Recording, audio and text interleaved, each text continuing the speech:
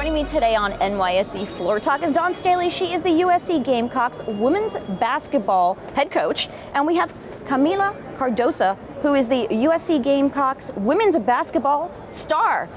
Kamilla, Coach Staley, it is wonderful to have you both here. A super exciting morning for us here at the New York Stock Exchange. You just rang the opening bell, and we are celebrating you. Kamilla, I want to start off by saying a special congratulations. You were drafted last night to play in the WNBA. You're going to the Chicago Sky.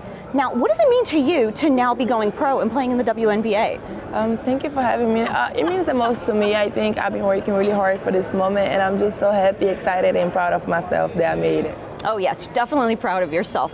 Now, Coach, you have had an amazing career and just came off an exciting time of 38-0 record with the team, won the championship, and you witnessed Kamilla being drafted last night. What does this moment in time mean to you? It means that me being a dream merchant for my players, my cup runneth over. To see Kamilla capture her dream with her family, her mom, her sister, right here, their second time being in the States, seeing her play in the States means the world to me. It means that when you dream of some things and you visualize some things, maybe you visualize part of it, but when it's a reality, when you have your entire family with you to celebrate, it means the most to me. Mm-hmm. And you brought your family with you here today to the New York Stock Exchange to celebrate. Now, the national championship game between South Carolina and Iowa set a record with over 18 million viewers. And it was the most watched basketball game, men's or women's, collegiate or professional, since 2019. This is huge, huge.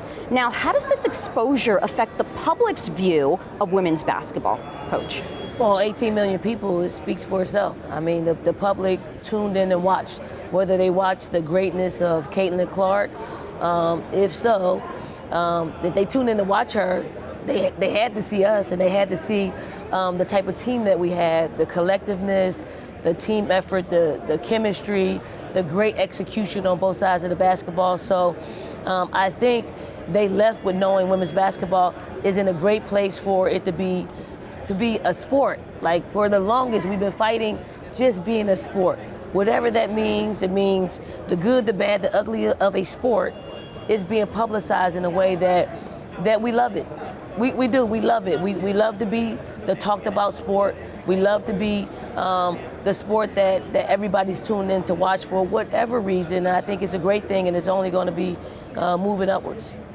And what was it like for you, Kamilla, to play that game knowing that there were so many eyes on you in the sport?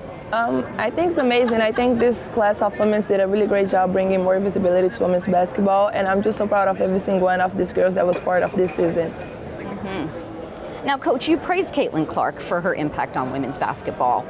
Tell me, how can such star players shape the future of the sport?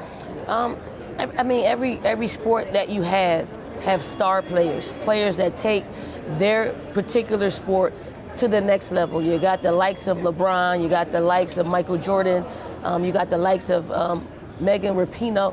Whatever it takes, I think Caitlin's come to us at the incredible right time in order for us to go to the next level. Because sometimes the novelty wears off, and then you need to inject something else that will pull the people in.